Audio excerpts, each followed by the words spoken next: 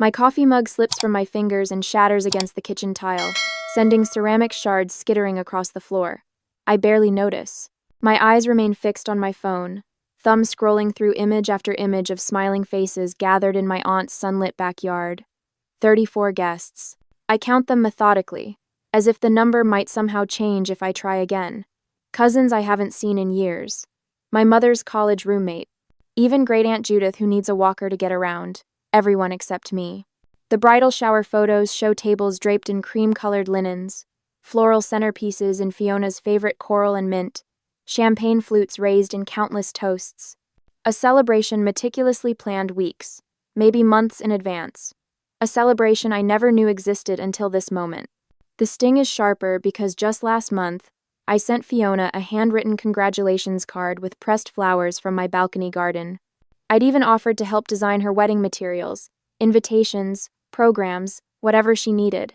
Free of charge, a gift from one cousin to another.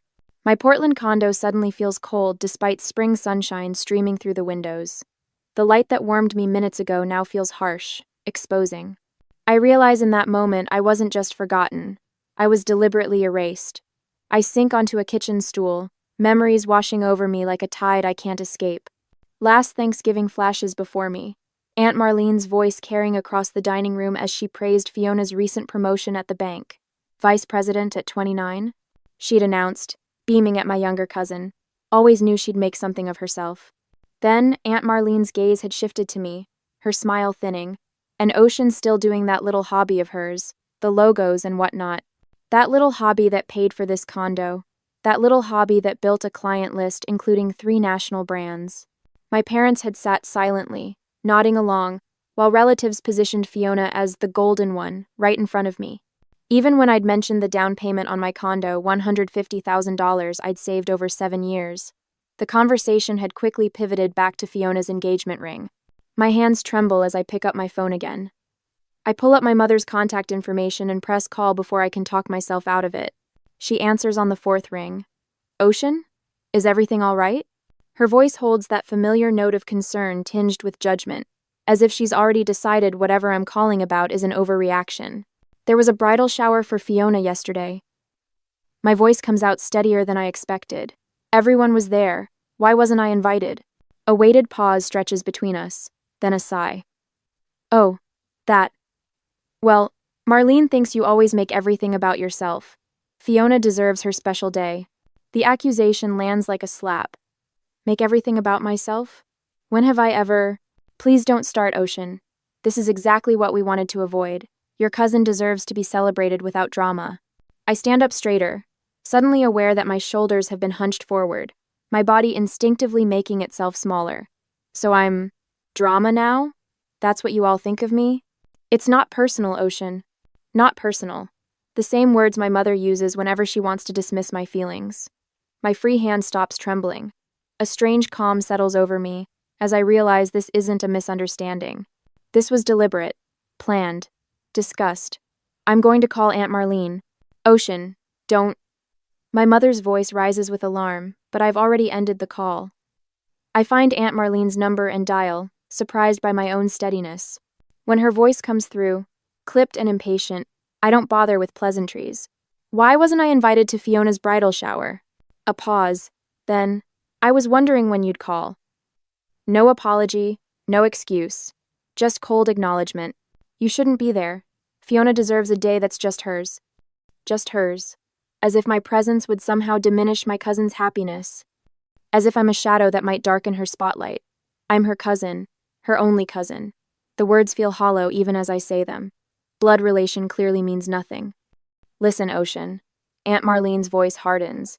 We've all discussed this. The wedding plans too. I suggest you don't make this into something bigger than it needs to be. Some relationships in this family are already strained. The threat isn't subtle. Push back. And what little connection I still have with my family might vanish entirely. I stand at my kitchen window, staring at the city spread out below, and suddenly understand with perfect clarity. My family values appearances over genuine connection. They always have. I hang up without saying goodbye, the silence in my apartment no longer oppressive but clarifying. A cardinal lands on my balcony railing, its bright red feathers vivid against the gray spring sky. It watches me for a moment before flying away, and I find myself wondering what it might be like to be that free. That day later, my phone pings with a notification while I'm sketching logo concepts for a new client. I almost ignore it. Deadlines wait for no one, but habit makes me glance at the screen. A group message from Aunt Marlene. Remember to bring Fiona's wedding flowers on Saturday. Good thing we didn't invite Ocean, less drama. My pencil stops mid-stroke. The room tilts slightly as I lean against the kitchen counter, my breathing shallow, the phone screen blurring before my eyes. I blink hard, reading it again. This wasn't an oversight, not a simple mistake, a coordinated family exclusion. I take a screenshot before the message disappears with a soft whoosh sound. Deleted, but not before I captured the evidence. The notification shows Fiona, Aunt Marlene, and my mother all in the thread. My mother. Of course. The next morning, I drive to my parents' suburban home, the screenshot burning a hole in my pocket like a loaded gun. Mom answers the door in her gardening clothes, dirt smudged across one cheek. Ocean? What a surprise. I was just about to make some tea. I follow her into the living room where she sits in her favorite armchair, settling into it with the comfortable ease of someone who feels secure in their position. I remain standing, suddenly aware of the family photos arranged on the mantel. Fiona's centered in most of them, my face half hidden in shadows or caught mid-blink. I got an interesting message yesterday. I say, pulling out my phone. Accidentally sent to me. But... Her face changes when I show her the screenshot, not surprise, but resignation. She doesn't even try to deny it. We all agreed it would be easier this way. She says, smoothing invisible wrinkles from her pants. Fiona deserves a beautiful wedding without complications. Complications? The word tastes bitter. You mean me. Now, Ocean, don't be dramatic. She sighs, using the tone reserved for when I'm being difficult. Perhaps you should make other plans for that weekend in May. Other plans? I repeat, my voice steady despite the trembling in my hands. While my cousin gets married at the Grand Lake Hotel? That $95,000 wedding, where every distant relative I barely know is invited except me? Mom's eyebrows lift slightly. How did you know about the venue? Cousin Rachel called last week asking about carpooling to the wedding. A small, cruel satisfaction blooms when I see her flinch. She assumed I'd be there. The silence stretches between us like a chasm growing wider by the second. Your father and I think it's better this way, she finally says. The whole family agrees. The whole family has been told what about me exactly? I ask, voice barely above a whisper. She looks away, fiddling with a loose thread on her sleeve. Just that you've always been sensitive about Fiona getting attention. The betrayal lands like a physical blow. Years of holidays where I sat quietly while Fiona was showered with praise. Years of watching my accomplishments dismissed while hers were celebrated with champagne toasts. You're trying to erase me from the family narrative. I say, the realization crystallizing. Everyone already believes I'm difficult because that's what you've told them.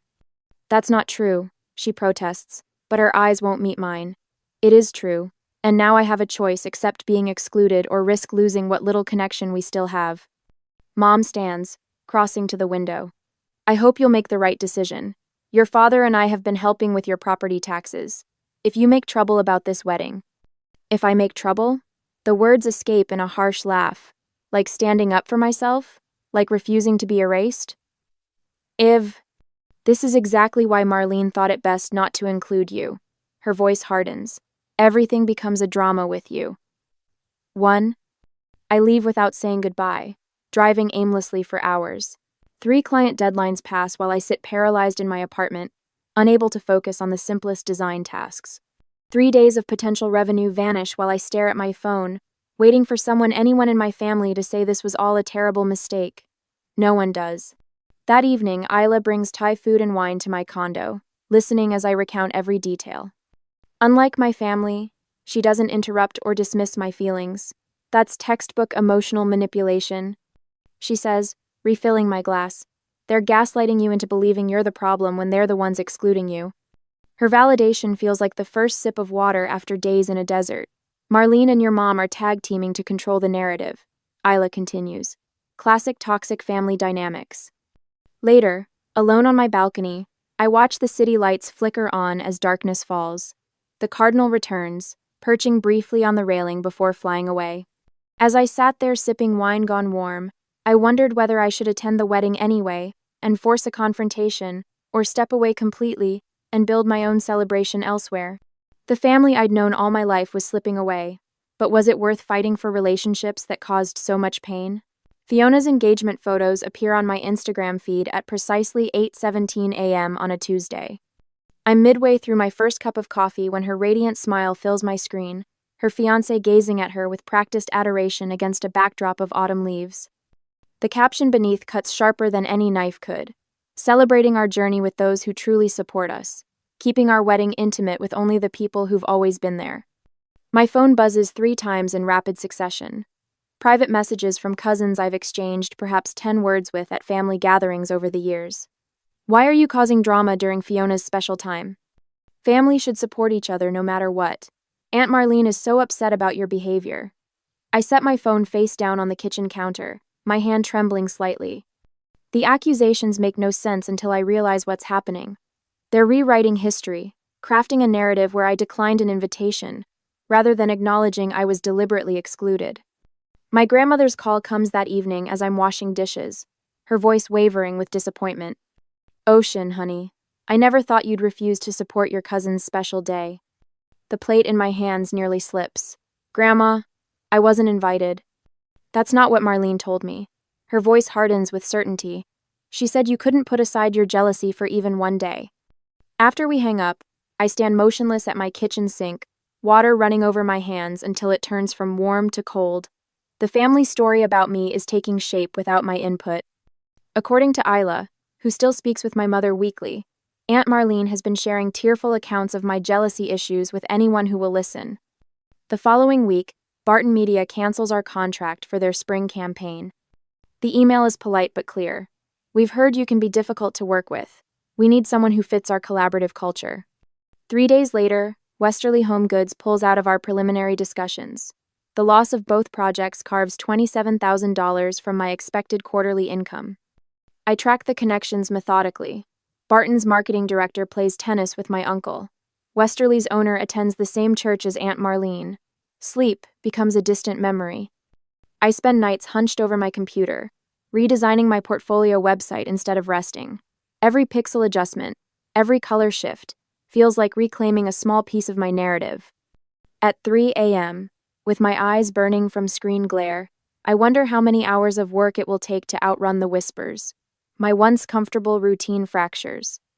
I stop visiting Marigold Coffee despite their perfect oat milk lattes because Aunt Marlene's Bridge Club meets there Thursday mornings. I drive 15 minutes out of my way to shop at a different grocery store after spotting my mother's friend Caroline, examining apples in my usual produce section. Checking social media becomes a form of self-harm. Each notification triggers a physical response, quickened pulse, shallow breathing, fingers turning cold. I start documenting every interaction with family in a leather-bound journal, recording dates, exact wording, witnesses present. The evidence feels important somehow, though I'm not sure who I'm collecting it for. The anonymous text arrives on a Sunday morning. Some people aren't stable enough to attend formal events. Your absence is a kindness to everyone. I recognize the phrasing Aunt Marlene's particular brand of cruelty wrapped in concern.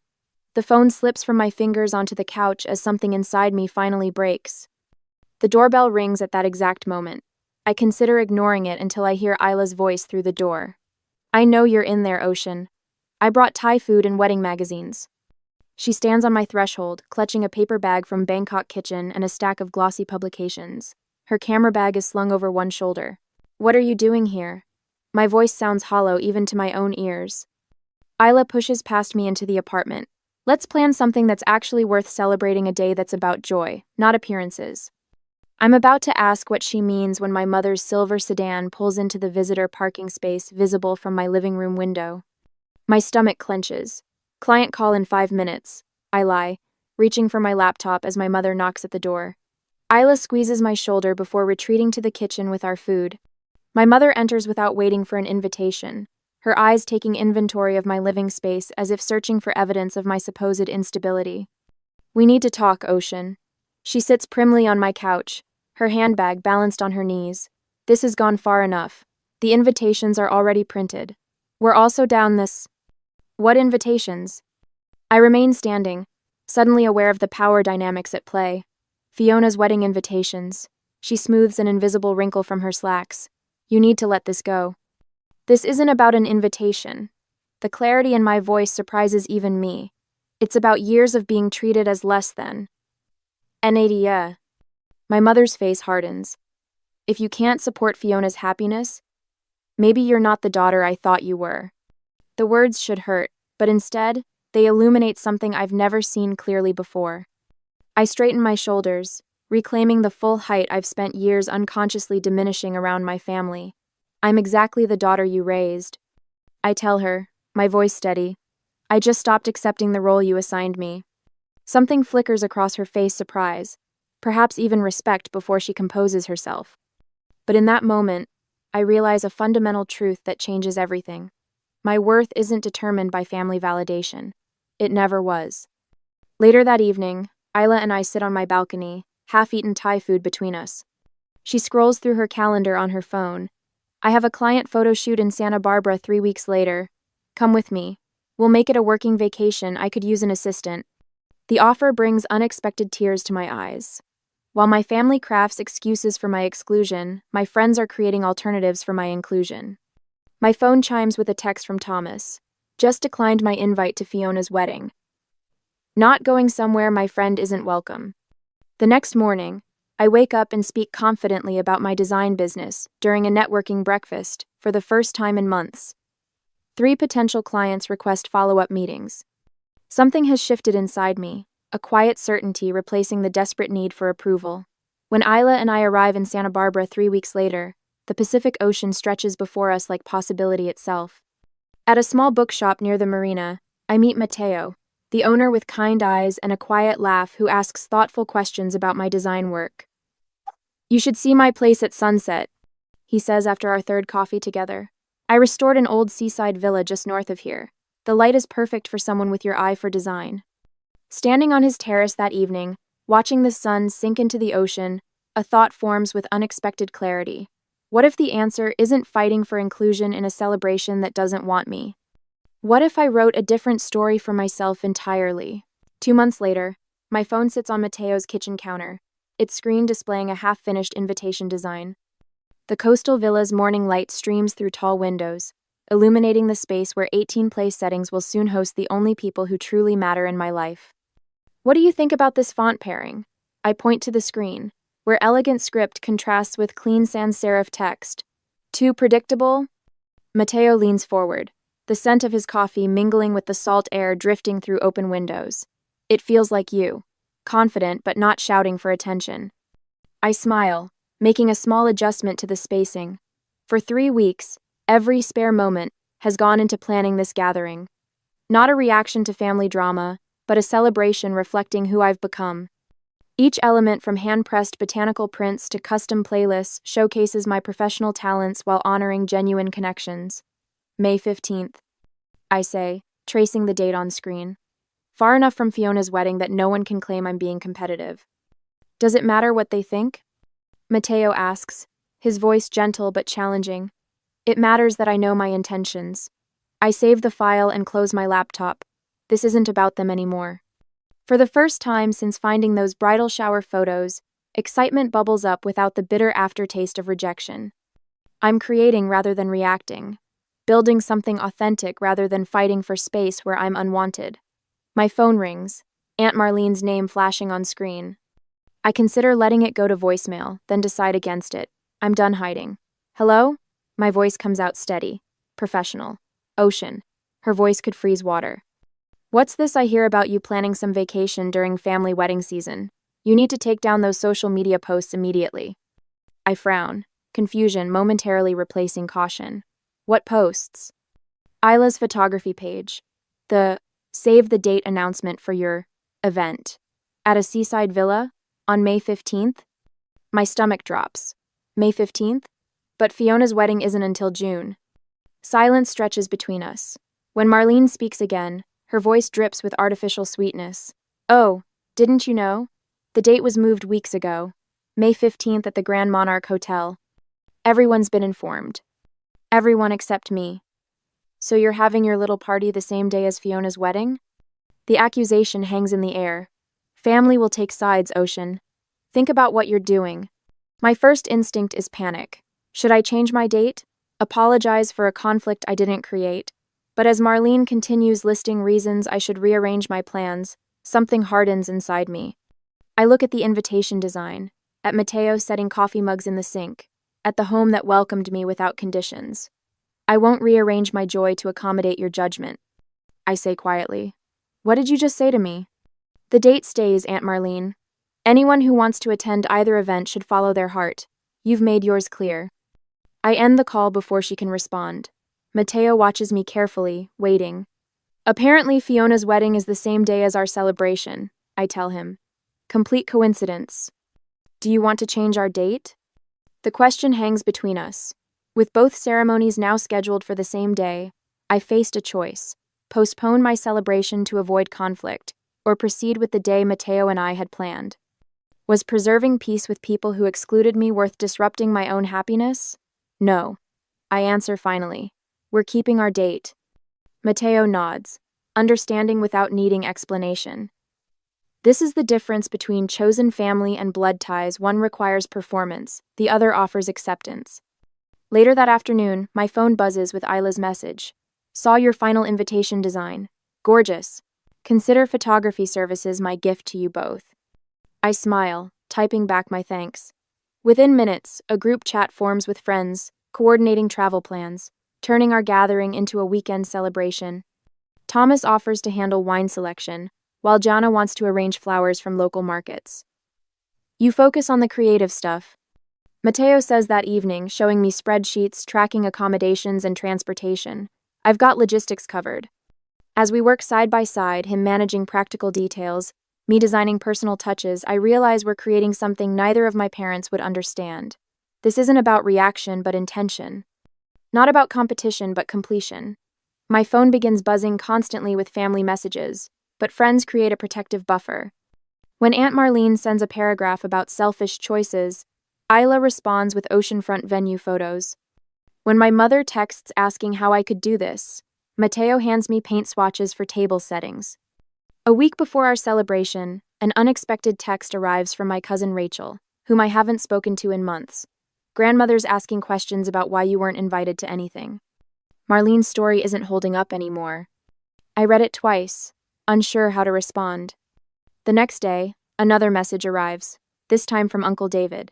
Something doesn't add up about this wedding drama. Fiona keeps changing her explanation.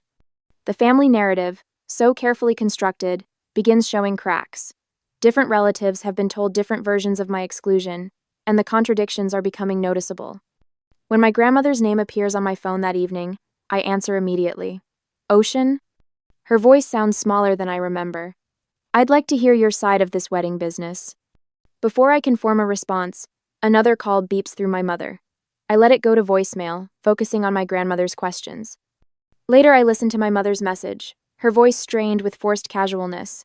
We need to talk about a compromise. Can we meet tomorrow? It's urgent. I set the phone down, looking out at the sunset, painting Mateo's garden in golden light. For the first time, the thought of facing my family doesn't fill me with dread. Whatever comes next, I'm standing on solid ground. The knock on my door comes at 8:15 on a Tuesday morning, 3 days before my ceremony. Through the peephole, I see my mother clutching her purse with white knuckles while Aunt Marlene stands beside her, designer handbag dangling from a tight grip. I consider pretending I'm not home, but the truth needs addressing eventually. Ocean, sweetheart. My mother's voice carries forced cheer as she steps into my condo. We thought we should talk. Aunt Marlene follows, her gaze sweeping critically across my living room where design samples for my ceremony with Mateo lie neatly arranged. This has gone far enough, she says, not bothering with pleasantries. I remain standing while they settle onto my sofa. The power dynamic feels different now. In their presence, I no longer shrink. We'd like to propose a compromise, my mother says, hands fidgeting with her wedding ring. You can attend Fiona's reception. The evening portion only. If her eyes meet Marlene's briefly, you cancel your party. Think about how this looks to everyone, Aunt Marlene adds. 2 events on the same day divides the family, forces people to choose sides. Quote, my mother leans forward, voice dropping. Your grandmother is very stressed about this situation.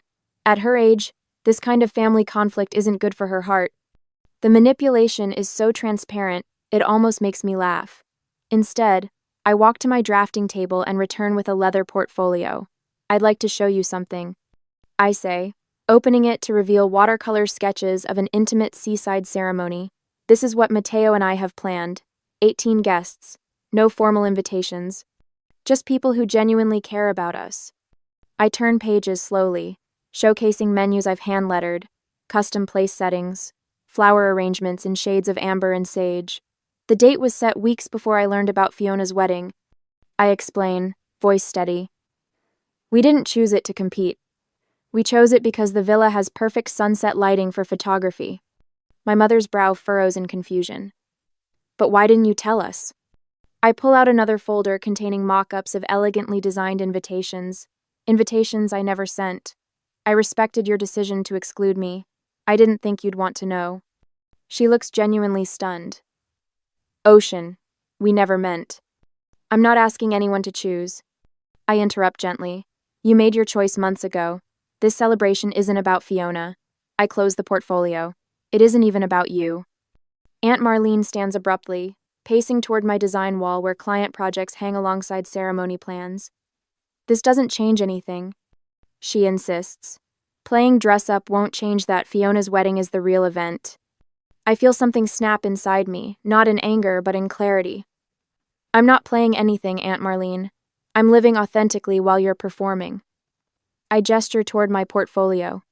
These designs aren't pretend. They're my profession. The profession you've dismissed as that little hobby for years. I slide a brochure across the coffee table. This is my wedding portfolio. 3 national brands have hired me based on these designs. While you were telling everyone about my jealousy issues, I was building a business that pays for this condo. My mother sinks deeper into the sofa, eyes lingering on a photo of Mateo and me at his villa. For the first time, she seems to see beyond her sister's narrative. Were we really that cruel? She asks quietly. Aunt Marlene snorts, grabbing her purse. This is ridiculous. I'm not sitting here while she twists everything around. She storms toward the door but pauses with her hand on the knob. Fiona's wedding cost $95,000. It's at the Grand Hotel. There will be 200 guests. That's what a real celebration looks like. I smile, not unkindly. That sounds lovely for Fiona. I hope she feels truly seen there. After Marlene slams the door, my mother remains seated, looking smaller than I've ever seen her. You taught me I wasn't worth including.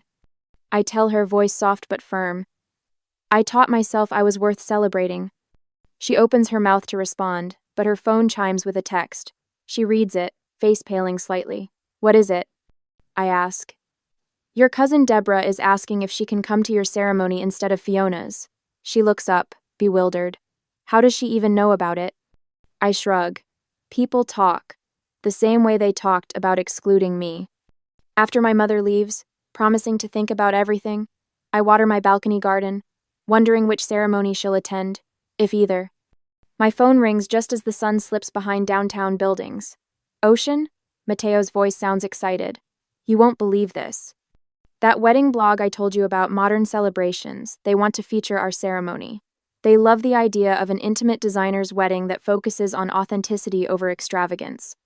I lean against the railing, watching a cardinal land nearby the same vibrant red as the one I'd seen the day I discovered the bridal shower photos. The story was shifting in ways I never anticipated.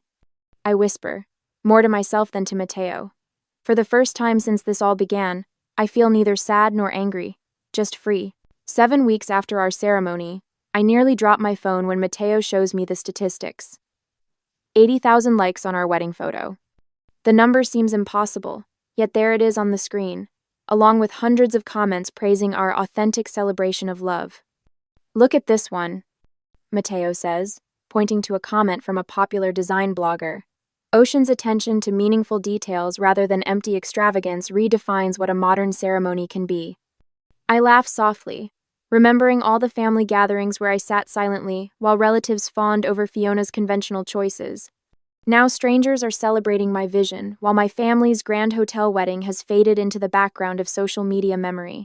My design business calendar now bulges with appointments. 3 major brands have reached out since the wedding feature went viral, tripling my client base overnight. Yesterday, an editor from California Wedding Quarterly emailed about featuring our ceremony, specifically requesting an interview about my design work. The irony? I tell Mateo as we sit on our balcony watching the sunset paint Portland's skyline. They excluded me to keep me from stealing focus. And now, the doorbell interrupts my thought. A courier delivers a cream-colored envelope with Aunt Marlene's distinctive handwriting. Inside, a terse letter demands I decline the magazine feature, out of respect for Fiona's privacy during this difficult time. My hands should be shaking. 7 weeks ago, they would have been. Instead, a calm clarity washes over me as I tuck the letter back into its envelope. "What will you do?" Mateo asks, his voice gentle. I walk to my desk and pull out a copy of the magazine that featured my design portfolio last month. I slip it into a mailing envelope with a note I've composed without hesitation. I'm not competing with Fiona. I'm completing my own story. Note: no anxiety floods my system as I seal the envelope. No desperate need for approval tightens my chest. The transformation still surprises me how completely I've stopped seeking validation from people determined to withhold it. 2 days later, Isla calls with news that sends me spinning through our apartment. "The showcase is confirmed," she announces. 30 designers, and you're the headliner. My friends have organized a rewritten design showcase at a restored estate near Seattle, featuring artists who've reimagined traditional approaches. The event emphasizes authentic connection over manufactured perfection, substance over performance. At the opening reception, Isla raises her glass. "To writing ourselves into stories worthy of our lives," she toasts, and the room erupts in applause. I stand among people who celebrate rather than diminish my vision, and the contrast to family gatherings couldn't be starker. The following month, Mateo and I move into a modest apartment overlooking downtown. The space is smaller than my condo, but filled with light and possibilities. My calendar now includes speaking engagements about authentic design alongside client meetings with companies that value substance over flash. I'm arranging prints for my office wall when the doorbell rings. When I open it, Aunt Marlene stands there with Fiona slightly behind her. Enthapted. "We need to talk," Marlene says, pushing past me into the apartment. "This has gone far enough." Fiona looks uncomfortable as Marlene continues. "Was all this necessary? The magazine? The showcase? Were you so determined to make a point?" I study their faces. Marlene's indignant, Fiona's uncertain, and feel a surprising wave of compassion. "You think this is about you?" I ask quietly. "It's the first time I've celebrated without worrying how you'd twist it. That's all." They leave shortly after, Marlene stiff-backed and silent, Fiona with a backward glance I can't quite interpret. As I watched them leave the showcase, I wondered if healing family wounds requires both sides to acknowledge the injury, or if sometimes the healthiest path is to simply tend your own garden and let others make their choice. What would you do? Work to repair relationships that caused such pain, or focus on nurturing the connections that helped you bloom? The paper grocery bags slip from my fingers before I fully process what I'm seeing. The jar